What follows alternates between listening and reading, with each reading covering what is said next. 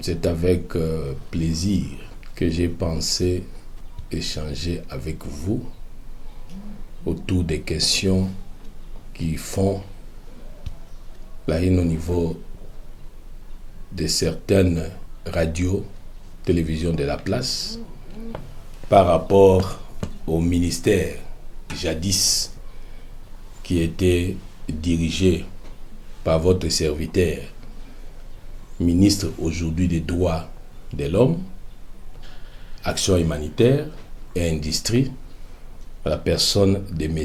Yves Mwamba Kadima. J'étais un peu surpris d'attendre par la bouche d'un journaliste que nous n'avons rien fait dans ce portefeuille-là, c'est-à-dire portefeuille de la justice et des transports, faisant allusion de nos activités inexistantes auprès de la prison centrale de Mbujimayi et aussi de la question qui se rapportant à la gestion du secteur des transports. En réalité, de notre nomination à la tête de ce ministère, le premier acte posé était celui de descendre à la prison pour faire un état des lieux sur la gestion de la prison. Et cela nous avait même amené de faire appel aux services techniques de la province et même à contacter mon collègue des ITPR pour arriver à présenter un devis ayant pour objet la réhabilitation de la prison centrale de Mbujimayi. Chose qui a été faite, preuve à l'appui, il y a un devis de l'ordre de plus ou moins 141 000 $.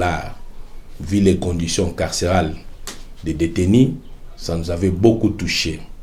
Mais comme vous savez, vous tous, dans la gestion de l'exécutif provincial, les ministres et les collaborateurs directs du gouverneur, ils transmettent les rapports au gouverneur.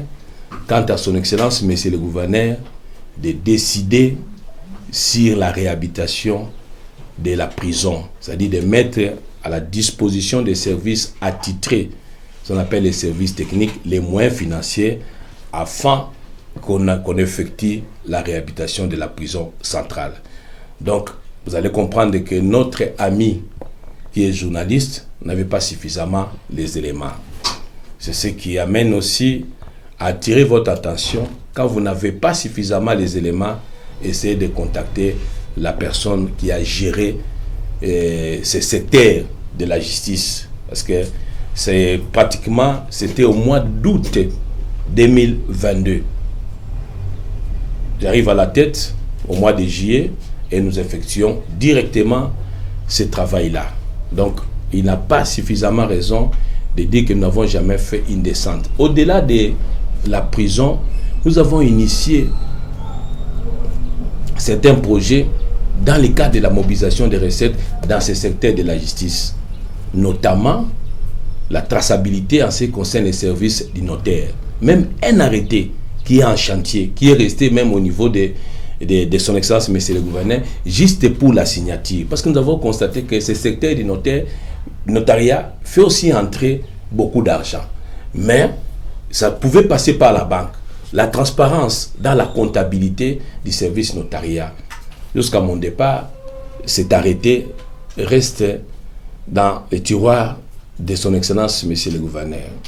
Et nous avons, sous notre pouvoir, facilité la signature des 17 arrêtés concernant l'autorisation provisoire, de fonctionnement provisoire des ASBEL. C'est un exploit, ça n'a pas pris beaucoup de temps. Les gens sont en possession de l'ex-arrêté signé par son excellence, monsieur le gouverneur. Donc, pour vous montrer que même dans les domaines des dossiers judiciaires, notre souci, c'était de défendre convenablement, conformément à la Constitution, aux articles 201 à 206, les matières qui sont conquérantes, les matières exclusives de la compétence de la province, avoir la maîtrise des dossiers judiciaires. Malheureusement, nous avons fait l'objet de beaucoup d'obstacles auprès de certains membres du cabinet qui n'ont pas voulu permettre au ministre de la Justice de faire son travail convenablement, connaître, avoir la maîtrise des dossiers judiciaires. Je ne sais pas le pourquoi. C'est ce qui a permis aussi à son Excellence, qui a les pouvoirs discrétionnaires, de retirer à votre humble serviteur les portefeuilles de la justice et des transports. Mais que cela ne tienne, nous sommes appelés à servir la province du Kasaï-Oriental à tous les niveaux. Parce que les portefeuilles mis à notre disposition, les droits de l'homme, c'est un portefeuille qui englobe tous les secteurs de la vie nationale.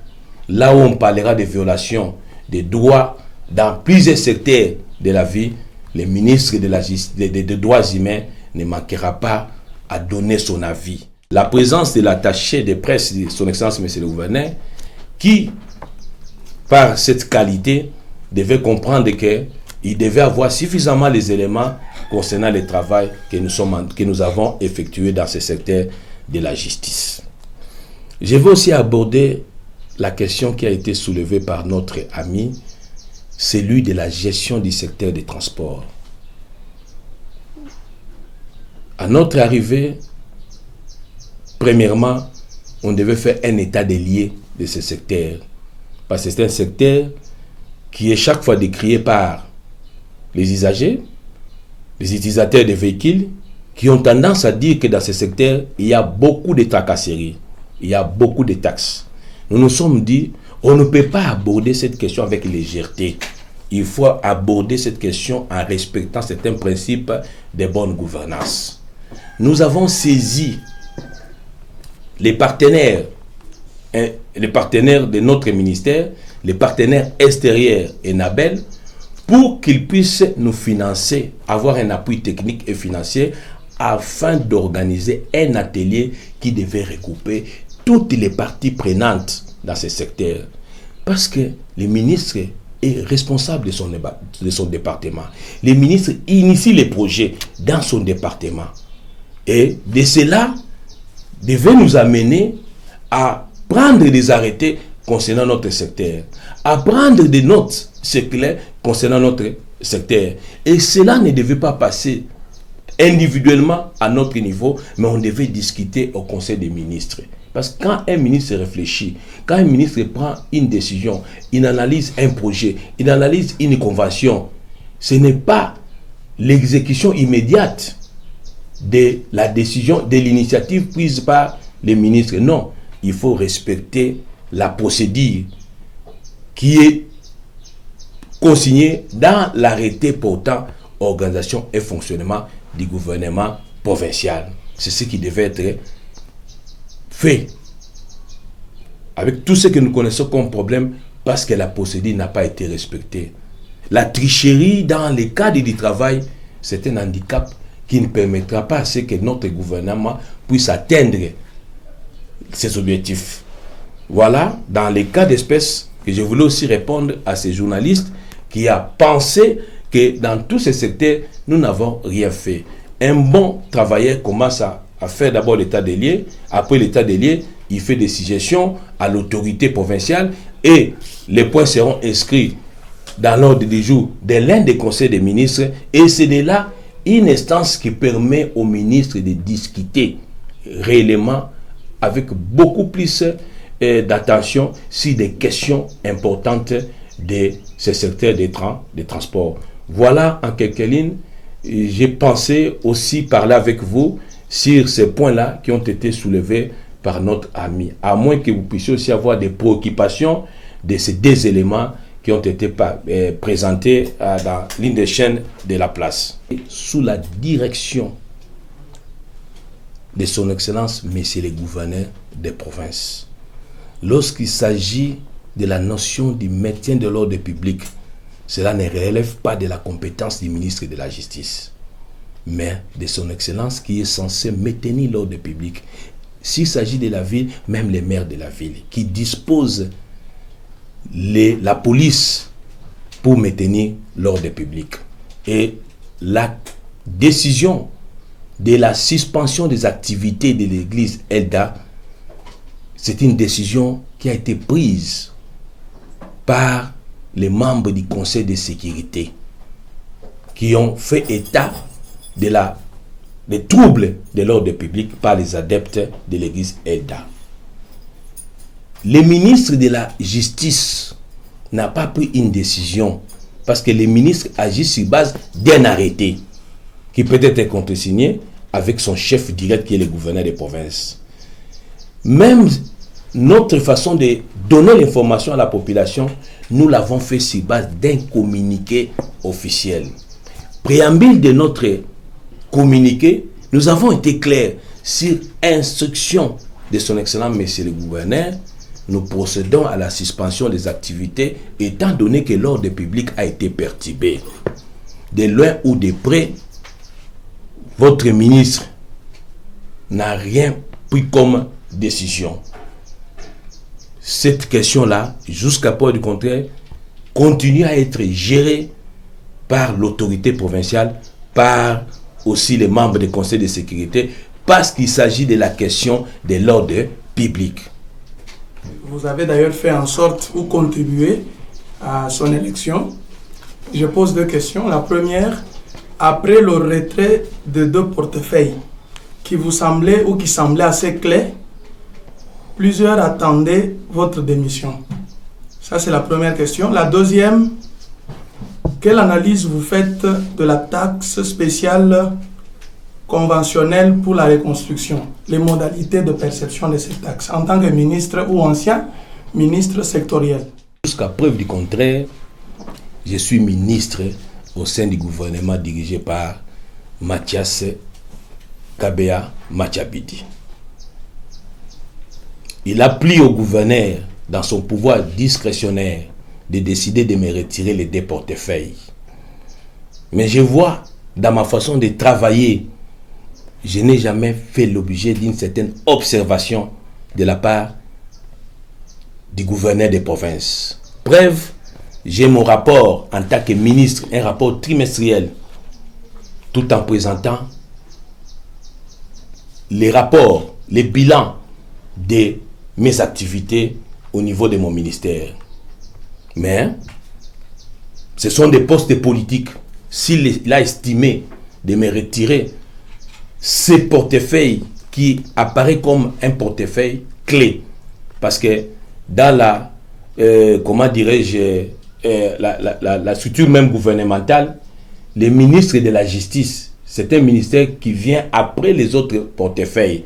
Mais aujourd'hui, il a voulu élever le ministère des droits de l'homme comme étant un ministère clé. J'estime que je pourrais encore faire davantage dans ce ministère des droits de l'homme.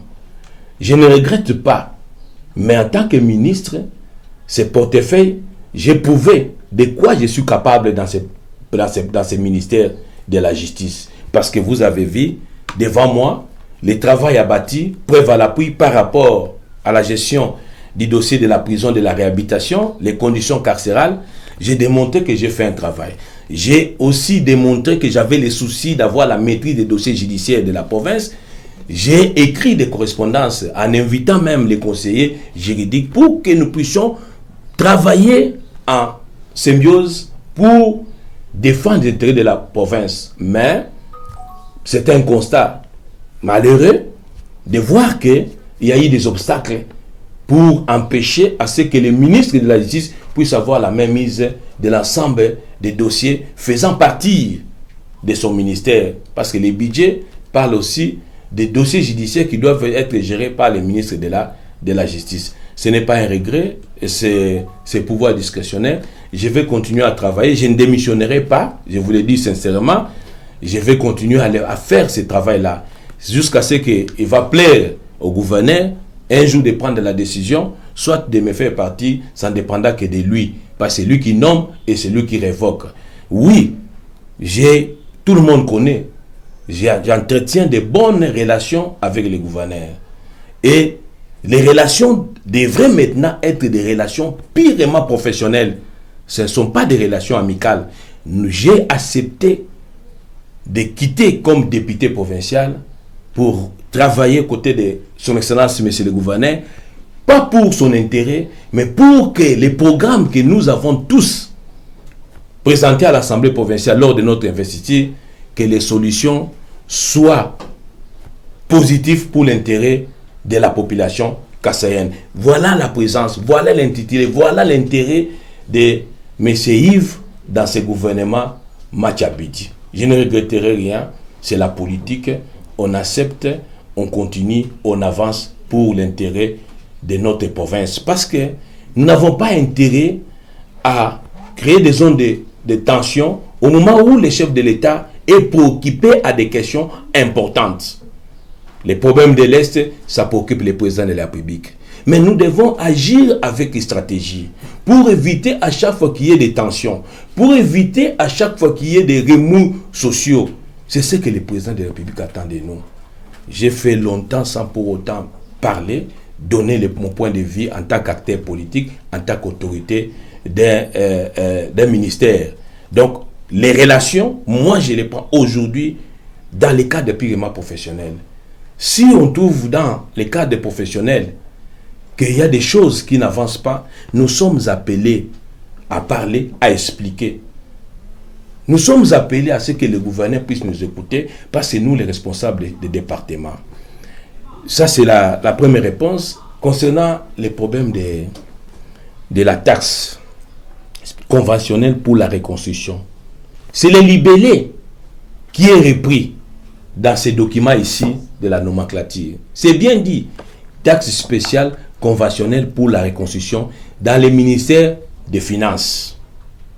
On n'a pas dit, on n'a pas ajouté le libellé taxe conventionnelle pour la reconstruction des motocyclistes. Dans la loi, on ne retranche rien, on n'ajoute rien. Parce que c'est une ordonnance qui a été signée par le président de la République, qui présente la nomenclature des taxes. Mais lorsque on crée une taxe, on ne crée même pas, lorsqu'on fait faire appliquer une taxe qui est dans un ministère donné, ministère des Finances, on l'amène dans le ministère des Transports qui était géré par le ministre des Transports. On doit avoir l'avis technique du ministre des Transports. On ne peut pas entrer dans un secteur de quelqu'un sans pour autant l'intéresser. Quand on l'intéresse, vous pouvez avoir une initiative venant du ministre des Finances, vous intéressez votre collègue des Transports, il analyse froidement la question. Vous créez l'ambiance dans le cadre du travail et vous prenez des décisions qui doivent être portées à l'attention des autres collègues ministres au sein du Conseil des ministres. Au sein du Conseil des ministres, qui est l'organe d'instance, de discussion, de concertation sur toutes les questions de la province, sur toutes les questions qui engagent les gouverneurs, qui engagent les ministres. Je suis surpris de constater que mon collègue des ministres des Finances, qui prend l'initiative d'une taxe spéciale, qui me donne les documents, je vois une convention, je lis la convention, je dis non. On dit, représenté par son Excellence, Monsieur le Gouverneur.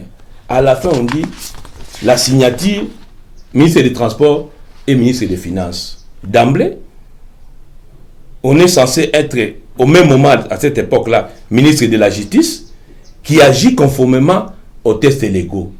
Tout acte d'un ministre de la Justice doit se faire à la loi. C'est les techniciens du gouvernement provincial chargés de traiter les questions relatives à la justice, aux droits de l'homme, c'est toujours moi, et aussi dans le secteur des transports. J'observe et je dis, collègues, il faut attendre que nous allons analyser ces dossiers-là. Non, les collègues est allé précipitamment en présentant ces documents à son Excellence, Monsieur le Gouverneur, et en convoquant une réunion avec les acteurs principaux de mon secteur et mon collaborateur direct, qui est le chef de division. des transports et les autres partenaires qui sont dans mon secteur. Et ces jours-là, les patrons de ce secteur n'ont pas été invités. On présente un document que tout le monde devait signer. Et on procède directement à l'exécution de cette convention, sans pour autant faire passer ces documents au Conseil des ministres, sans pour autant que les collègues ministres puissent avoir la latitude, le temps de prendre, de mettre aussi les avis. Ce n'est que normal. On ne pêche pas. On n'est pas pressé pour la mobilisation des recettes. Parce que ce secteur-là, il y a autant de taxes. Il y a la vignette, taxe de stationnement, ainsi de suite. On devait donner une autre idée en ce qui concerne les modalités de paiement de ces taxes-là. Parce que vous avez suivi, tout le monde dit, nous n'avons pas refusé de payer les taxes qui sont reconnues dans cette ordonnance. Ceux qui sont prêts à payer. Qu'est-ce que nous pouvons faire? C'est sensibiliser, vulgariser et arriver à mettre en place un protocole d'accord axé sur les modalités de perception de cette taxe-là. Pas de la taxe qui concerne vignette, taxe, contrôle technique et puis ainsi de suite. Mais on ne doit pas prendre une taxe qui ne relève pas du secteur des transports, on les met dans le secteur des transports. Ça, c'est une violation de la loi.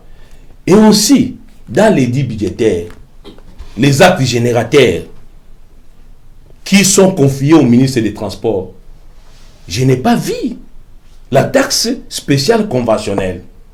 Et vouloir dire la vérité conformément à la loi, on doit inciter les gens, on doit donner un rapport qui est contraire à la procédure telle que réglementée par l'arrêté portant organisation et fonctionnement du gouvernement central, du gouvernement provincial. Non.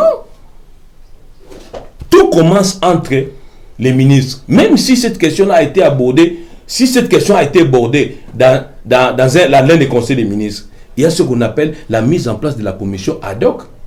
Et ce n'est pas toi les patrons, ce n'est pas toi qui dois prendre les devants dans le secteur des transports. Je continue à dire tout haut que la procédure a été biaisée par les collègues des finances, qui n'ont pas eu la maîtrise de ces dossiers, qui se comportent avec des méthodes que je constate comme étant des méthodes qui sont, qui sont contraires à la loi. Il doit se référer avant de poser de tels actes. Je vais plus loin. J'ai l'impression que les ministres des Finances cherchaient les portefeuilles des ministres de la Justice d'antan. Parce que la preuve, aujourd'hui, là, les ministères des Transports. Parce qu'à part la convention que je remets en cause, moi, parce qu'il a voulu induire tous les gouvernements provinciaux en erreur, si on n'était pas prudent. Il y a encore un autre document qu'il avait signé, à mon ainsi, octroyant à une société la fabrication, la production des plaques, des permis de conduire et aussi des différents éléments concernant le trafic routier. Alors que lui-même avait amené cette délégation dans mon bureau. Et cette délégation avait même écrit au ministre des Transports et j'ai réagi sollicitant auprès de cette société les documents constitutifs de la société. Et lui dire aussi, il faut passer par la procédure de la passation des marchés. Chose grave. Au moment où moi j'attendais les éléments, le 6 octobre, le 7 octobre, les correspondances sont notifiées auprès de son Excellence, auprès de la DGCO, auprès de mon collègue des ministres des Finances, mais je suis surpris de voir un protocole d'accord signé entre les ministres des Finances et cette société-là. Sans que ça passe par le Conseil des ministres. On se pose la question, pourquoi cela? On cache quoi dans tous ces documents-là, dans tous ces protocoles d'accord-là? Pourquoi le ministère sectoriel, qui est responsable de son département, ne peut pas donner un avis? Mais la même personne qui a signé les documents constatait que le document a été suspendu sur ordre du gouverneur par les ministres faisant intérim, ministre de Santé faisant intérim des ministres des Finances. Et cette correspondance de suspension, cette lettre de suspension de ces protocoles d'accord m'est arrivée. L'homme là m'a appelé, je lui ai dit, envoie-moi les protocoles d'accord. C'est par les canaux de ces messieurs-là que j'ai été en possession de ces protocoles d'accord. Émanant de mon secteur, rendez-vous compte Comme un ministre des Finances, il cherche à faire tous les travaux concernant les ministres des transports. Pourquoi? C'est qu'il voulait à tout prix qu'on puisse lui confier, il veut se voir comme un ministre super puissant, au prix de son excellence, à mal aussi, je vous l'ai dit, à mal. Parce que ce n'est pas de cette manière qu'on peut travailler. Là, j'insiste, c'est mon collègue, mais il est entré dans les conflits, dans le cadre de mon secteur, raison pour laquelle, vous avez vu, il a été primé pour avoir ses portefeuilles des ministres de la Santé. C'est regrettable. C'est regrettable. Je suis ministre des droits humains, j'ai continué à défendre la population. J'ai continué à défendre les intérêts de la province. Tout le monde doit contribuer dans le cadre de la construction de la province, mais tout en respectant l'état des droits. C'est ce qui est recommandé par le président de la République. Voilà cette mise au point par rapport à votre question, par rapport au secteur des trains et transports. Un message à la population. Votre serviteur, le ministre actuel des droits humains, de l'action humanitaire, à qui on a ajouté encore l'industrie, va toujours continuer à travailler pour l'intérêt de la population. Que les gens ne spéculent pas sur la position du ministre actuel des droits de l'homme. Que les gens se calment. Nous devons évoluer dans la vision du chef de l'État, tout en disant la vérité là où ça ne marche pas. Tout en disant à tout le monde qui se croit être puissant face à la loi, ça ne passera pas pendant la période politique prônée par le président de la République. Je suis et j'y reste un membre du gouvernement qui est dirigé par Mathias. Et je ne cesserai de lui dire ce que je pense dans mon secteur en tant que ministre. Qu'il plaise à son excellence d'accepter à tout moment les conseils de ses collaborateurs dans leurs domaines respectifs pour faire avancer, pour faire accepter, avancer et répondre aux aspirations de la population. Parce que nous n'avons qu'un mandat d'une année qui nous reste. Et quelques mois, c'est une année électorale. Le chef de l'État ne veut pas attendre des tensions. Le chef de l'État veut qu'il y ait un calme au niveau de la province. Que les gens laissent embrayer les gouverneurs. Que les gens laissent amener son excellence gouverneur à poser des actes qui peuvent être contraires à la population. Je ne cesserai, moi Yves, d'être toujours à côté du gouverneur pour l'aider à bien travailler. Quant au deuxième point qui est aussi important, c'est une année électorale qui nécessite l'identification et l'enrôlement des électeurs. Nous avons tout intérêt, moi et vous, à vulgariser pour que les gens s'enrôlent massivement afin de permettre à ce que cette fois-ci, les Kasaï orientales puissent avoir beaucoup de sièges, que ce soit au niveau provincial, que ce soit au niveau local, qu'au niveau national. Et cela permettra à ce que nous puissions avoir aussi un mot à dire dans les instances nationales concernant les questions de la province du Kasaï oriental. Merci beaucoup.